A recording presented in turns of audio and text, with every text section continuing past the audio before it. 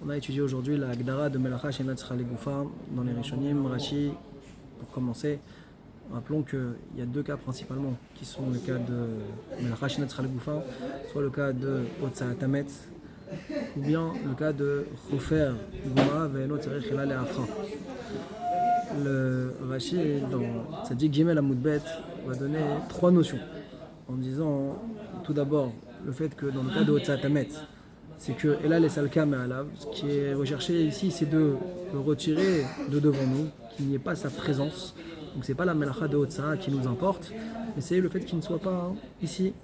Deuxième chose qu'il dit, de birtsono lo ba'alo, que sa volonté profonde n'aurait pas été de le déplacer. C'est pas quelque chose qu'il a souhaité faire.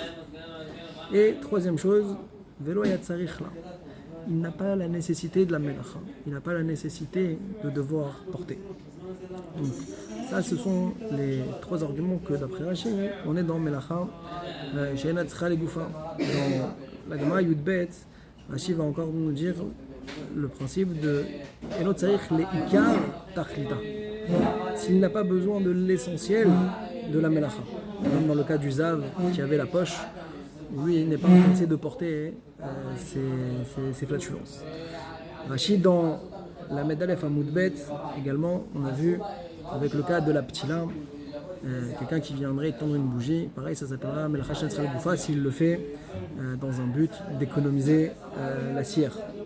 Donc on voit que même s'il y a un profit par rapport à la Melacha, mais c'est un profit annexe qui n'est pas le profit de la Melacha, alors d'après Rashi, c'est patour, d'accord, comme on a dit, Asur Midera Banan. On a vu le Baal HaMaor qui lui, Melacha Shenat Tzra Legoufa, d'après lui, ça correspond à retirer un dommage, d'accord, et qu'il n'y a pas de profit dans ce qui a pu être fait. Le Ramban apporte un chidouche dans Melacha Shenat Tzra Legoufa. C'est pas toutes choses qui sont liées aux aléas de la vie, comme par exemple le cas de Nafal Badarna. Une tola est venue sur la tenture, elle est venue, elle a déchiré, et que maintenant toi tu vas venir et que tu vas coudre. Tu vas pas dire mais moi j'aurais préféré ne pas coudre. Non, dans l'état actuel des choses, le fait que tu le fasses, ça s'appelle que c'est une vraie melacha à part entière. Également, le Rajba est venu dans la même définition que Rashi, en disant que ici tout le profit c'est un profit indirect, et que dans la Otsa Tamet, et que ce qui est recherché c'est de ne pas avoir la présence de la Touma dans la maison.